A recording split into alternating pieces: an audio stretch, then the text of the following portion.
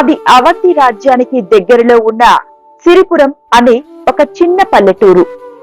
అక్కడ చదువుకుని నిరుద్యోగి అయిన సిద్ధార్థుడనే యువకుడుండేవాడు. ఒకరోజు, అయ్యా సిద్ధ, బువ్వ తెచ్చానయ్యా, కాస్త తిను. ఇంత ఎండలో పడి ఎందుకొచ్చావు తాత? కాసేపు ఆగితే నేనే వచ్చేవాణ్ణిగా ఇంటికి.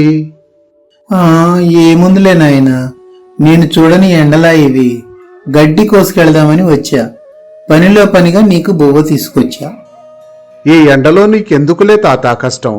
కాసేపు ఈ చెట్టు కింద కూర్చో, గడ్డి నేను కోసుకొస్తాలే. ఎంత ఓపికయ్యా నీకు! సొంత మనిషిని కాకపోయినా ఇంటి పక్కనున్న నన్ను తాత అని ప్రేమగా పిలుస్తావు.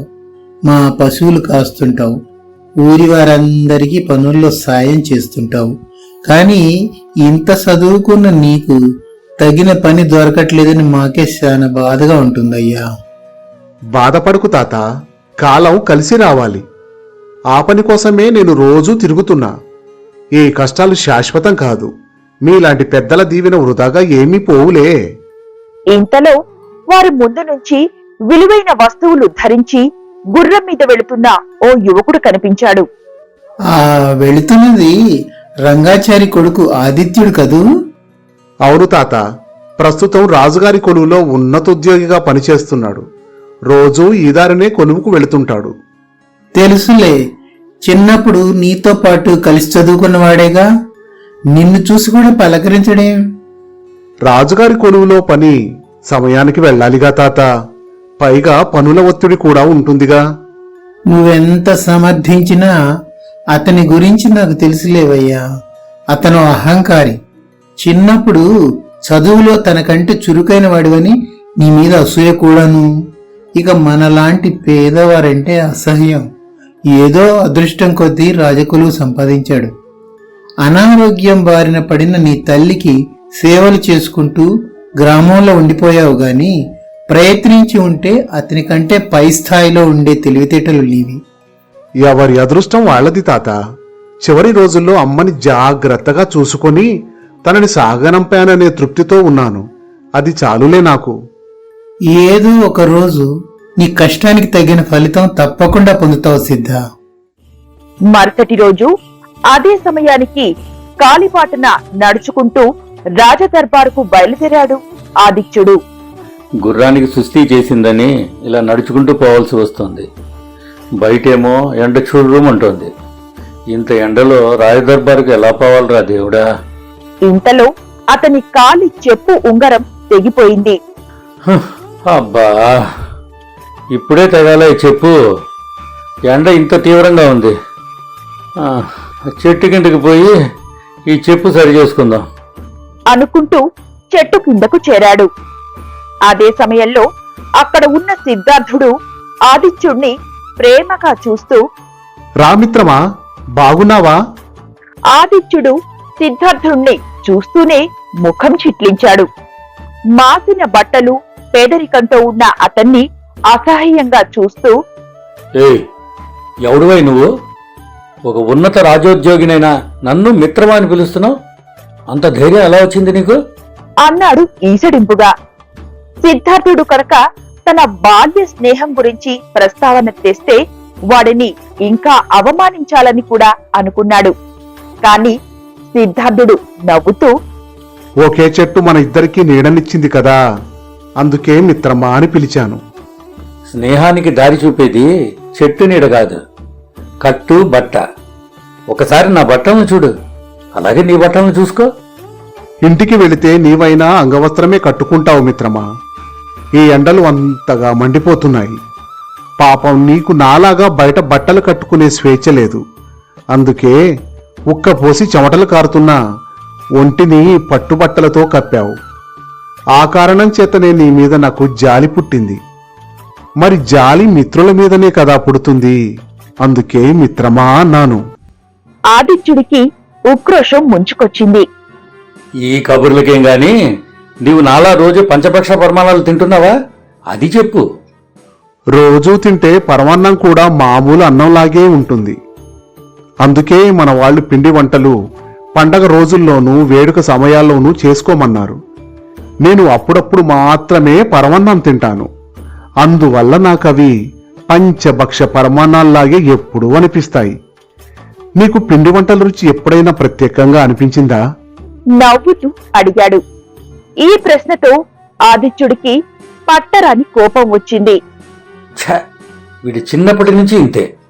మాటలతో నన్ను ఓడించాలనే ప్రయత్నిస్తూ ఉంటాడు.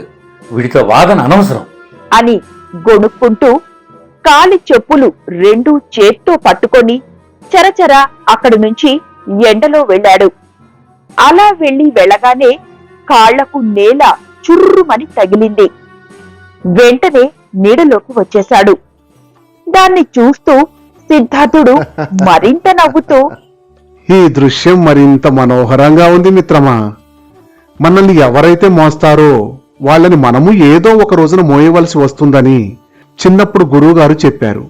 ఇన్నాళ్ళు చెప్పులు నిన్ను మోసాయి, ఈ రోజు చెప్పుల్ని నువ్వు మోస్తున్నావు.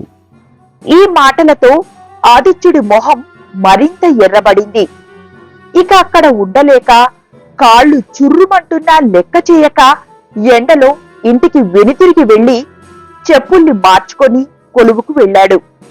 జరిగిన అవమానంతో ఆ రోజంతా అన్యమనస్కంగానే గడిచింది ఆదిత్యుడికి. తిరిగి వచ్చే ముందు అతనికి మరో బాల్యమిత్రుడు, అతని కంటే పై స్థాయిలో ఉన్న రాజోద్యోగి రవివర్మ కనిపించాడు. రవివర్మ కూడా ఈ ఆదిత్యుడికి బాల్యమిత్రుడు. వారిద్దరూ సిద్ధార్థుడితో కలిసి చిన్నప్పుడు ఒకే గురువు దగ్గర చదువుకున్నారు.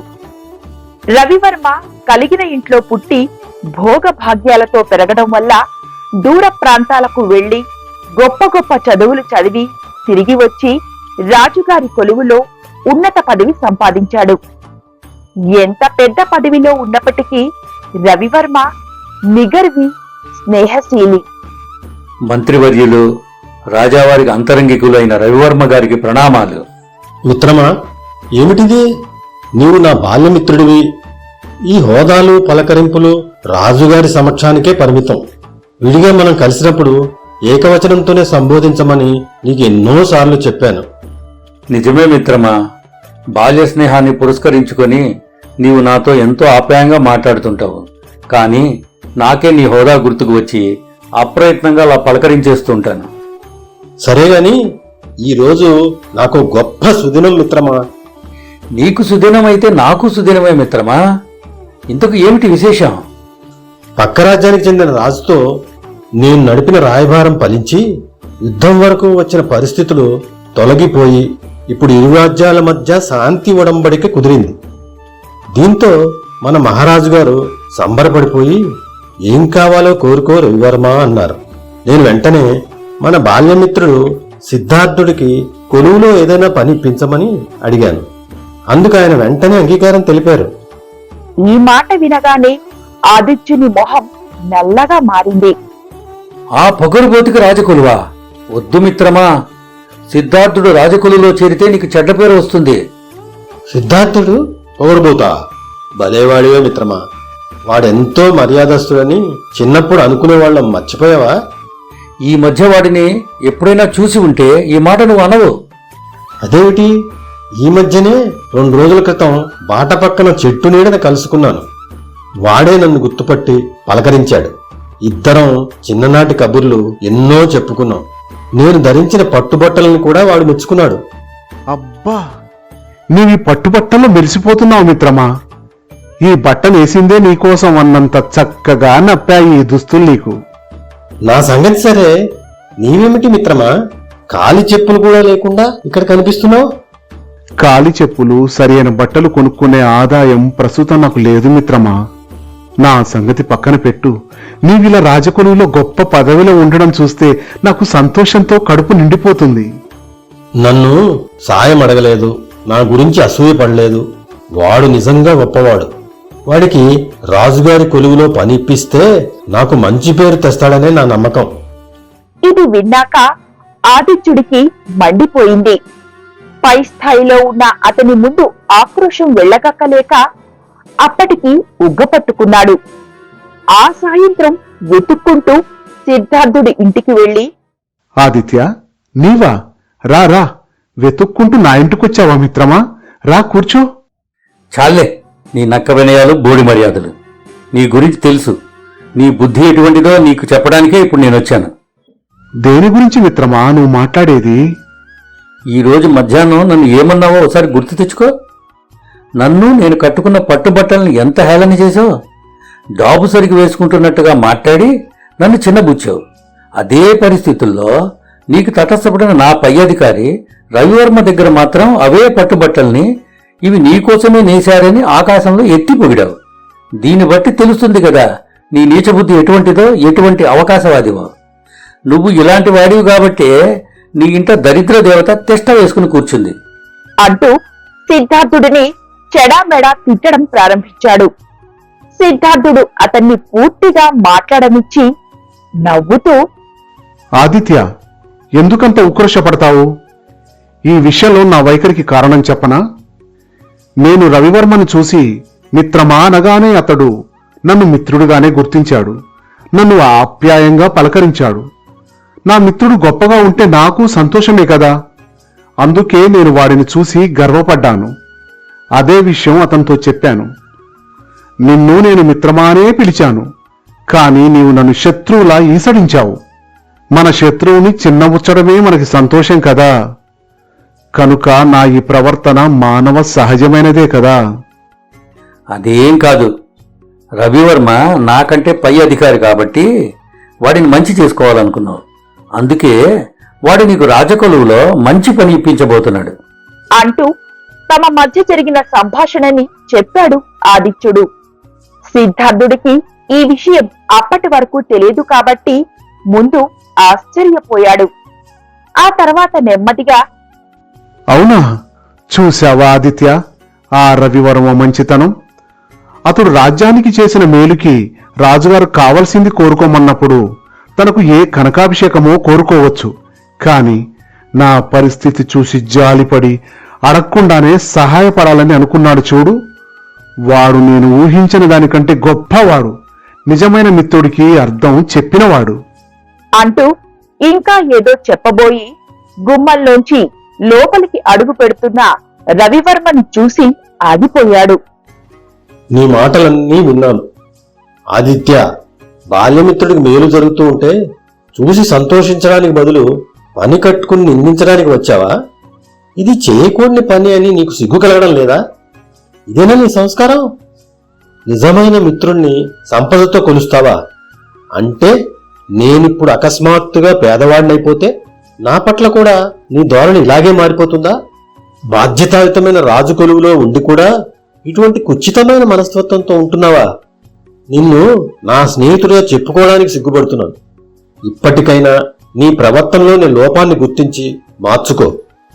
ఈ మాటలతో ఆదిత్యుడి కళ్ళు తెరుచుకున్నట్టయింది.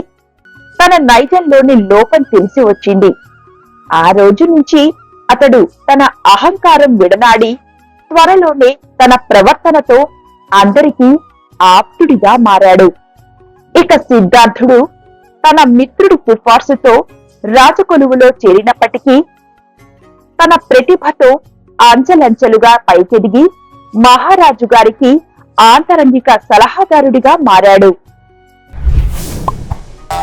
హలో, కథ నచ్చిందా? అయితే లైక్ చేసి కామెంట్ చేయండి. అలాగే మీ మిత్రులకు షేర్ చేయండి. ఇక మా ఛానల్ని సబ్స్క్రైబ్ చేసుకోవడం మాత్రం అస్సలు మర్చిపోవద్దు.